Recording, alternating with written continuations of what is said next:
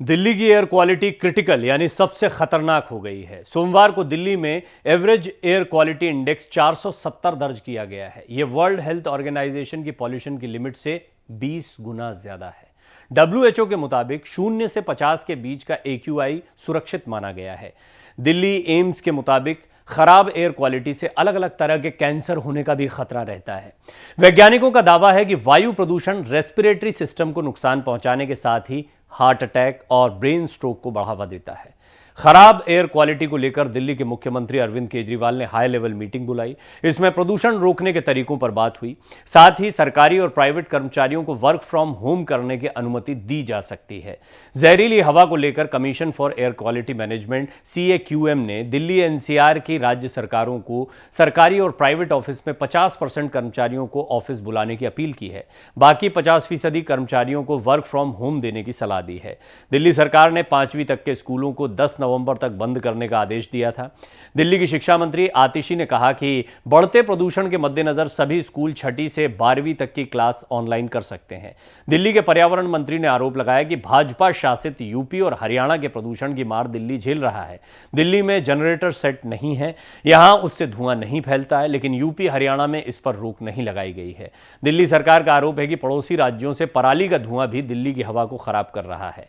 वहीं हरियाणा के मुख्यमंत्री मनोहर लाल खट्टर ने कहा कि प्रदूषण की कोई सीमा नहीं होती है। पंजाब की खराब हवा हरियाणा में भी प्रदूषण फैला रही है। उन्होंने भगवंत मान सरकार पर हरियाणा में प्रदूषण फैलाने का आरोप लगाया था। बढ़ते प्रदूषण को लेकर दिल्ली में GRAP का चौथा स्टेज लागू कर दिया गया है। इसके तहत कमर्शियल गाड़ियों की एंट्री पर रोक लग जाती है। सब्जी, फल, दवा जैसी जरूरी सामानों की आपूर्ति करने वाले CNG और इलेक्ट्रिक ट्रकों को छोड़कर बाकी ट्रकों की आवाजाही प्रतिबंधित होती है।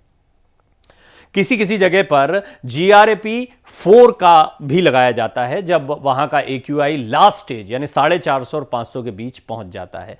दिल्ली में GRAP 4 लागू करने के साथ ही GRAP 1, 2 और 3 के नियम भी लागू होंगे। इनके तहत गैर जरूरी कंस्ट्रक्शन वर्क, BS3 कैटेगरी वाले पेट्रोल और BS4 कैटेगरी वाले डीजल 4 पहिया वाहनों पर बैन लगाया जा सकता है। प्रदूषण का सबसे ज्यादा खतरा प्रेग्नेंट महिलाओं और बच्चों में होता है। खराब एयर क्वालिटी प्रेग्नेंट महिलाओं के पेट में पल रहे बच्चे को भी नुकसान पहुंचाती है।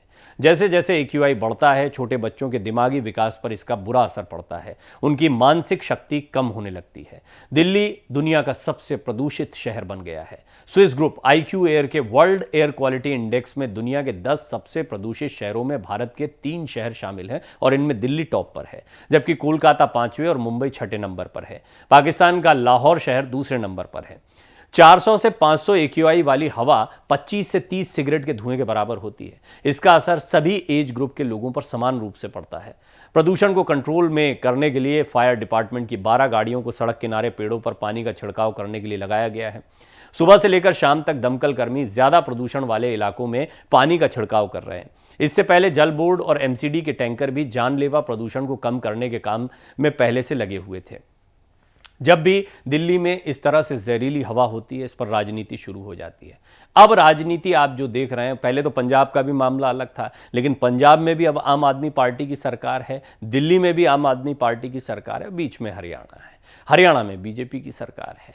यहां पर यह कहा गया कि पराली के धुएं की वजह से दिल्ली में प्रदूषण हो रहा। और देखिए, मैंने कई एक्सप्लेनर्स में यह बात बताई है, यह सिर्फ राजनीतिक बयानबाजी है, कभी इस पर लगाम नहीं लगी। अभी तो दिल्ली में आतिशबाजी भी नहीं हुई, क्योंकि इस बार दिवाली थोड़ा लेट है। आमतौर पर यह होता है कि दिवाली के पटाखों की वजह से इस तरह के हालात हो रहे हैं। दरअसल ये हालात हमेशा से ही ऐसे थे और हर बार दिल्ली को इसकी चपेट में इसलिए आना पड़ता है क्योंकि इंडस्ट्रियलाइजेशन हो, बढ़ती गाड़ियों की तादाद हो, इसको काबू न कर पाना हो, इसको लेकर कोई परमानेंट पॉलिसी ना होना हो। ये कुछ बड़ी वजह हैं जिन पर एक्सपर्ट्स कई बार अपनी राय दे चुके हैं, लेकिन हालात जस के तस बने रहते हैं। हर बार यही नवंबर दिसंबर का समय होता है, लेकिन इस बार हालात बद से बदतर होते हुए दिखाई दे रहे हैं। जैसा मैंने आपको इस रिपोर्ट में बताया कि 25 से 30 सिगरेट के धुएं के बराबर हवा को आप ले रहे हैं।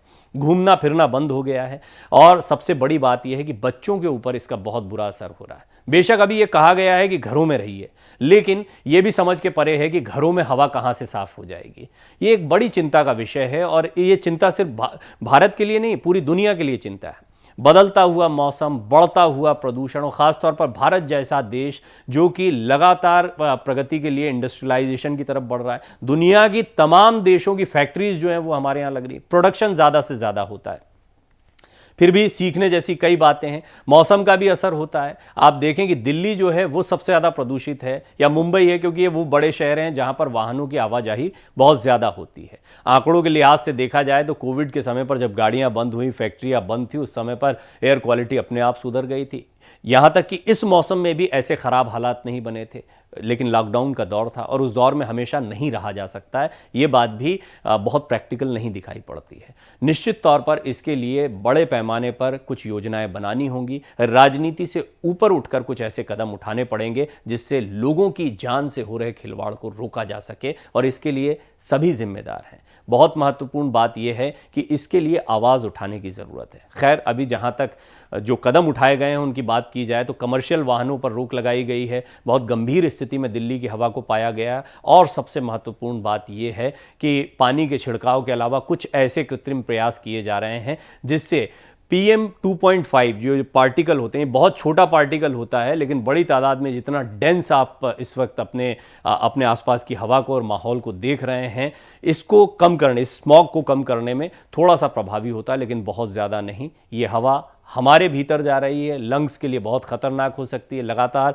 डॉक्टर्स और एक्सपर्ट्स इस पर अपनी सलाह भी रख रहे हैं। खासतौर पर बच्चों के लिए इसे बड़ा खतरनाक बताया जा रहा है। अब प्रावधान ये है, अपील ही की जा रही है कि चाहे वो प्राइवेट हो, सरकारी कर्मचारियों के लिए तो सरकारी आदेश जारी कर सकती है, लेकिन प्राइवेट कंपनीज के लिए कोई बंदिश नहीं लगाई जा सकती। तो उनसे अपील की जाएगी कि वो 50% एम्प्लॉयज़ को वर्क फ्रॉम होम दे सकते हैं, यानी कम तादाद होगी। और इसके 2-3 वजह हैं कि आवाजाही कम होगी, गाड़ियों का इस्तेमाल कम होगा, तो शायद हालात कुछ काबू आ जाए।